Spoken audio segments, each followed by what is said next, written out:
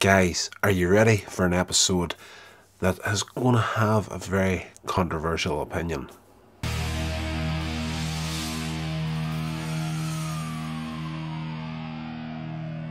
Hey guys, welcome to another review here on Coins Age Media. I am your host, Rodney Stewart. We're getting into more Star Wars in this episode, and of course we did the original trilogy. Now we're skipping back to do the prequel trilogy. This is episode 1, The Phantom Menace from 1999. Now, just to get it out of the way straight off, I do like this film. I'm not in the camp of people that absolutely detest this movie. The popular opinion seems to be that this is where it started to go wrong for Star Wars, and people, even to this day, it's not that long ago, I actually read an article on Twitter about the voice actor for Jar Jar Binks and his experience after the film came out. He got so much grief on the internet that he actually at one point was considering taking his own life over it. Now, people, and I don't mean to be stuck on Jar Jar at the beginning of this here, but it has to be said, you know, I completely understand why that character was created. The Star Wars Episode 1 came out for a fresh generation, essentially, and the character was obviously created to appeal to younger children. Now, your average Star Wars fan at that point were in their mid-30s, heading towards their 40s and whatnot, you know, and a generation of people is like, Star Wars belongs to us, no one else can have it. And of course, with a new Star Wars movie coming out, there's always that group of people that are like, wah, this is not The Empire Strikes Back, it's rubbish. But the movie itself is fairly solid. I enjoyed it. I was a little bit surprised at just how young Anakin was in this first movie. He's just a small child when they come across him. But, you know, thinking about it, Empire Strikes Back, Yoda does say that Luke is far too old to start the training, so it makes perfect sense that they would start Anakin at this age. And of course he's living outside the Republic, so he's not, he hasn't been found early enough, so he's actually, even at this age, is a little bit too old to begin the training as a Jedi. That is skipping away forward in the story. It starts off with a young Obi-Wan Kenobi and his master Qui-Gon Jinn coming to sort out a standoff of the Trade Federation is blockading a planet, Naboo, and they come to negotiate and pretty much get into the action straight away. They're ambushed and they have to make an escape onto the planet the Trade Federation have got, and there's no hiding it. It's obvious from the beginning who the villain is right here.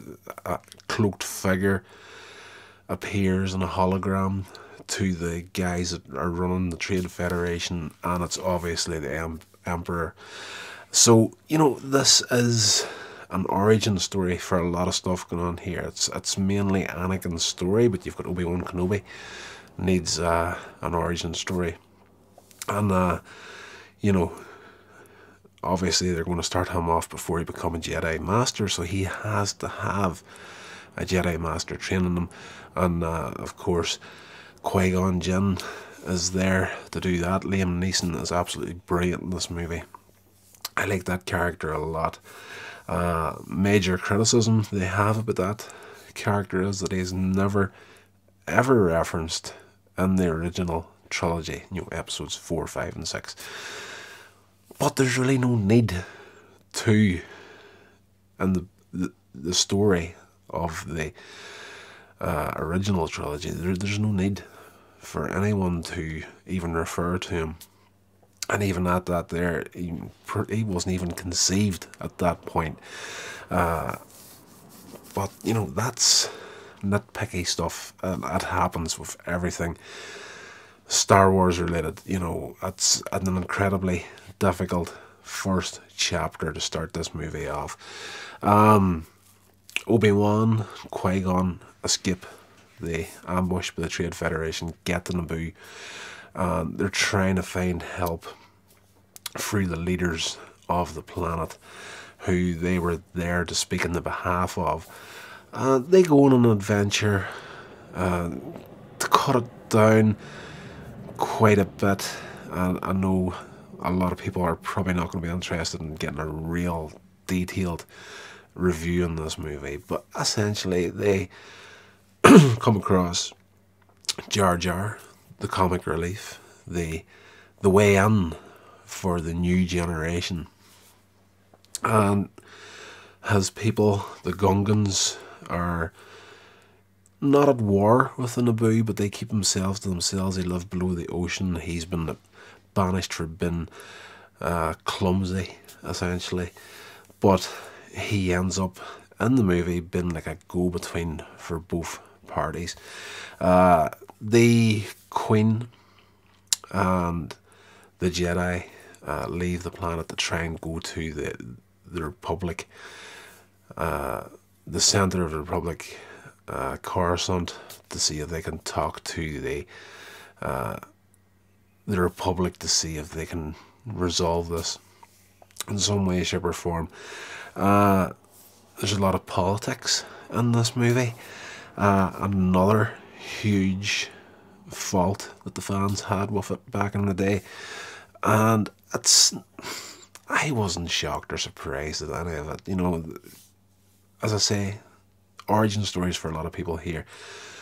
Obi-Wan, Anakin, and of course the Emperor is going to get a lot of backstory in this, and he comes from a political background.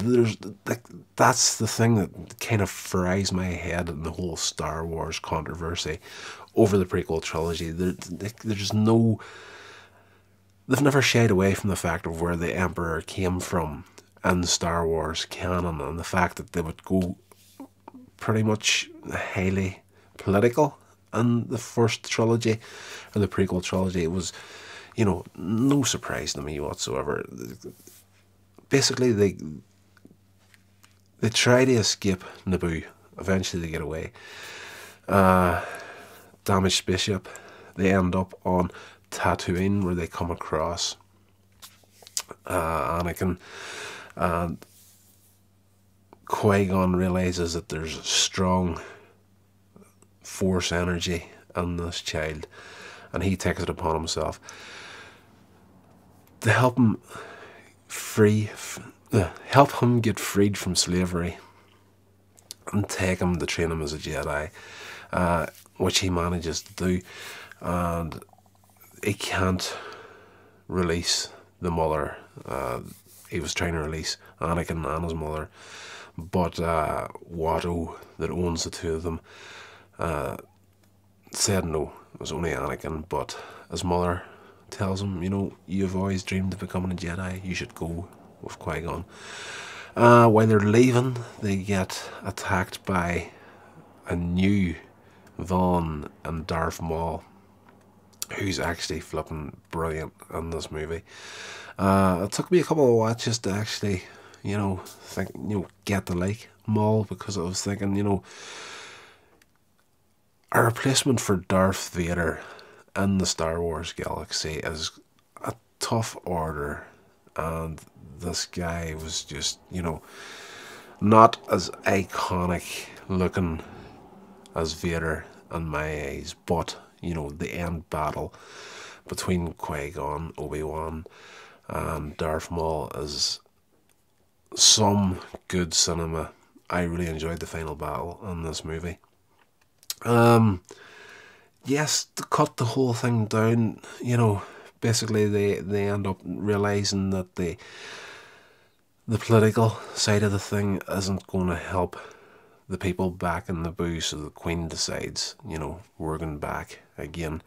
If my people die, I'm going to die with them. So there's a huge battle at the end of the movie between the people of Naboo and the Gungans. They all join together to fight against the trade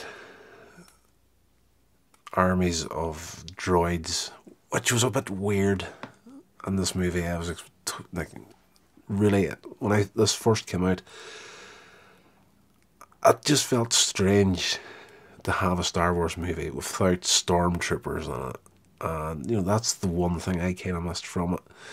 And, oh, another thing that just hit me when I was talking about things that were a little bit different in it. You know, a friend of mine, his major problem with this movie was that, you know, technology seemed so much more advanced in this movie than what we're used to in the original trilogy, which takes place afterwards. So in his mind, you know, the technology should have been simpler in episode 1.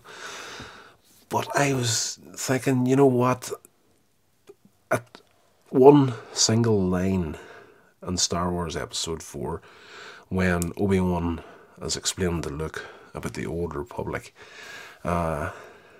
he says, and I quote, "Before the dark times, before the Empire." So I'm thinking, okay, we're back to episode 1 now, pre-Empire. The Emperor hasn't come to power yet.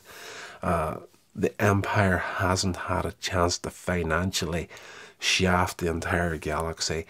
And it was all down to the Queen's ship in this movie that brought out this discussion. You know, it's sleek. You don't see a single, you know, it's just one piece of metal, really. It just looks completely out of place from ships like the Millennium Falcon and whatnot that we're used to seeing in Star Wars. But I was just like, you know what, it's, for a start, it's a royal ship, so there's tons of cash there to build this thing. The Empire hasn't come to power yet. They haven't shafted the galaxy financially, which, you know, it's never really talked about in the Star Wars universe, but it just stands to reason, you know, an empire, an evil empire that comes to power, you know, they're gonna go hard on everybody on all fronts, financially as well. So it makes perfect sense for that ship to be what it was. I digress completely. The final battle in this movie is good. It's not fantastic. It's the battle between the droid army and the Naboo and Gungan army is, you know, it's very, very much, well, it's 100% computer generated. You know, there's no real stuff in there whatsoever, and it does show.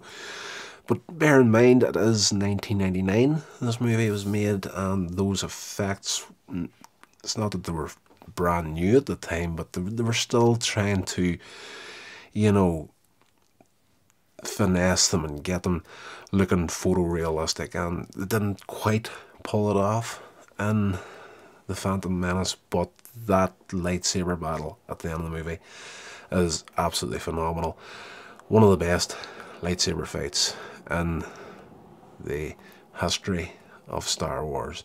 Qui-Gon, spoilers if you haven't seen it, gets killed during the battle, and Obi-Wan manages to take out Darth Maul by cutting him in half, and he falls down this huge hole in the middle of it, where the heck they're fighting at in this part of the city on Naboo.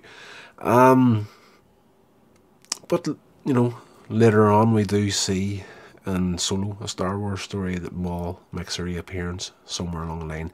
More on that when we get to the Solo review. As Qui-Gon is dying, he says, you know, take the boy, train him, he's the chosen one, he's going to bring balance to the Force, and dies in Obi-Wan's arms. And then at the end of the film we see his corpse been burned in a similar way to what Luke does to Darth Vader at the end of Return of the Jedi. And Obi-Wan is explaining, he's explaining to Anakin, I'm going to take you on, I'm going to train you. The council have agreed to let me train you. And, I'm cutting out a lot of stuff here, but that's essentially it for the Phantom Menace. Now, I said I enjoyed this film. It's fairly solid. I don't really have any problems with the storyline in this film whatsoever. The only thing that I would change if I had the option to do it is the pod race in the movie.